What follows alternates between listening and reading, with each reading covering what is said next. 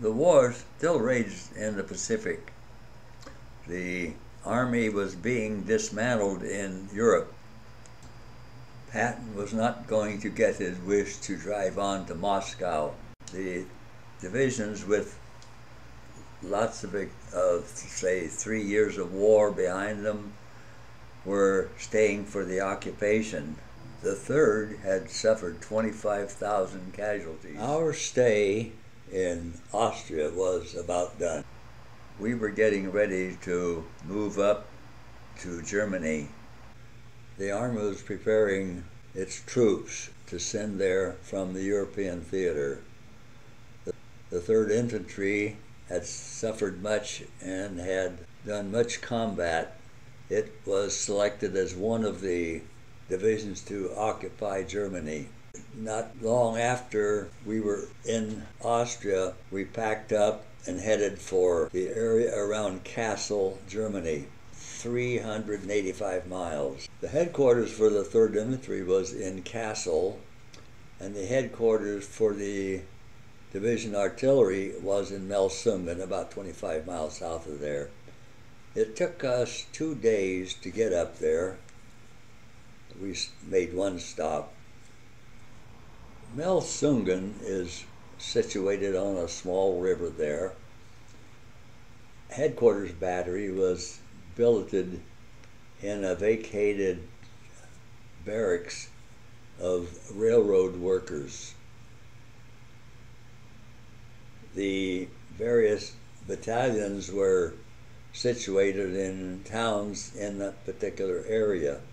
One of the first things we did would be to raid the Germans to find out if they had saved any weapons which they were supposed to have turned in. However, if you look at the picture of this town and look at those stories about 5 stories high, and remember that there are no elevators in them, after maybe an hour or two, these soldiers who were doing the raids were all pooped out, and they were not all that eager to walk up another 4 or 5 flights of stairs, so I'm not sure how effective this was. We didn't find anything anyway.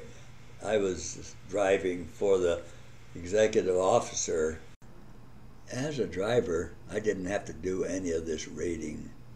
In my year in Germany, I never saw the general, but I saw his gopher, who is a colonel, Colonel Coyne.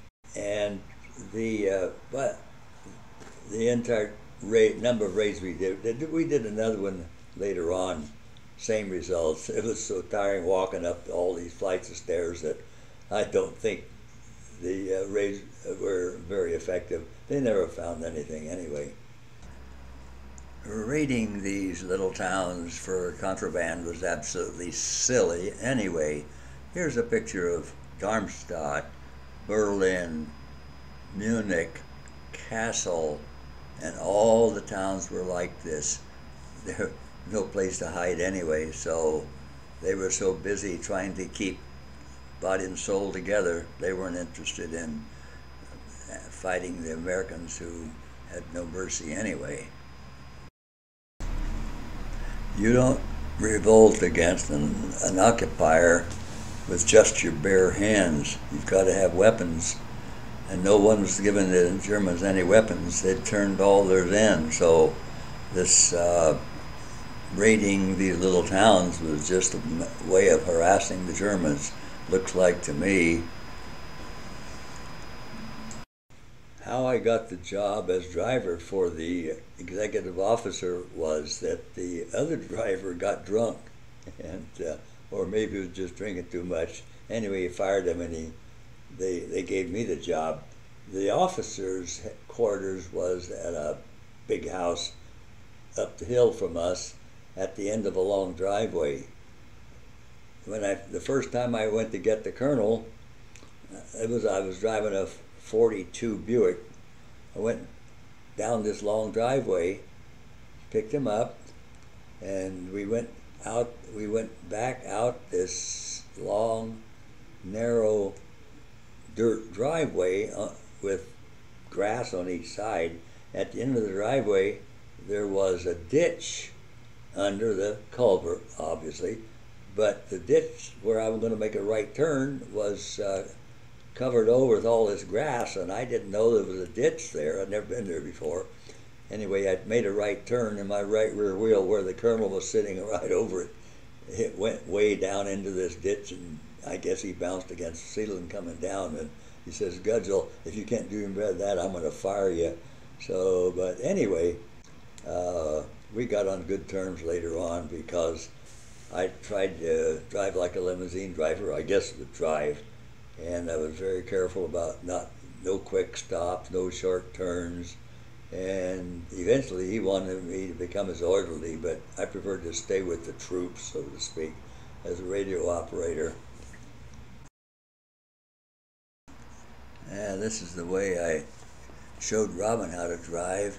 Put a glass of water on the floorboard nearly full and tell him to drive so you don't splash any water over the edge. He remembered that.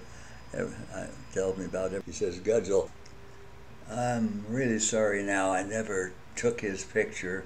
In fact, I never took any of the officers' pictures, which is, I'm disappointed. I'd like to add a picture of Hatch. I'll tell you about him later." So for a certain amount of time, a few weeks, we were busy occupying the Germans. I'd drive the colonel to one battalion or another. Also, they were trying to get a handle on the DPs, the displaced persons. There were, of course, lots of slave labor used by the Germans, but they also were workers who came into Germany because they could get a job. Of course, German war factories were in all the countries they occupied, but in Germany, in the DPs that we were trying to feed and house and get them back home, they were these workers that had come for jobs there. As you know, there was just no transportation, no trains were running, no cars were running, there was no automobiles, there was no gasoline. I drove from Frankfurt to Kassel and didn't see one car on the freeway. I don't think I even saw a military vehicle. Now, this was into August, maybe September, and even into October when I went to Berlin. I didn't see any automobiles on the road. How these people got their groceries, I have no idea. Neither did I see any trucks or trains or public transportation. I don't know how supplies got to them. Of course, there were some in America that wanted to starve all of them, all of Germany. Churchill wanted to gas the country until the military reminded him that the Germans had gas too, like sarin. Morgenthau wanted to change Germany into a pastoral society. He wrote about it. He was the Secretary of the Treasury. Many of the German concentration camps were labor camps. For instance, Auschwitz was a labor camp for the factory, Buna factory. So they had more than one purpose, and the same thing went for others. Patton realized that they needed some form of government to maintain order, so he didn't fire the Nazis. He kept them in positions that they had, and that got him in touch with the politicians who wanted to get rid of all the Nazis. Of course, they put them in concentration camps so they could denazify them, and I have a picture of a train of them in up near Bremerhaven who were on their way home, like we were on our way home. Also, the prison camp there in Darmstadt was also to denazify, and eventually they let them out.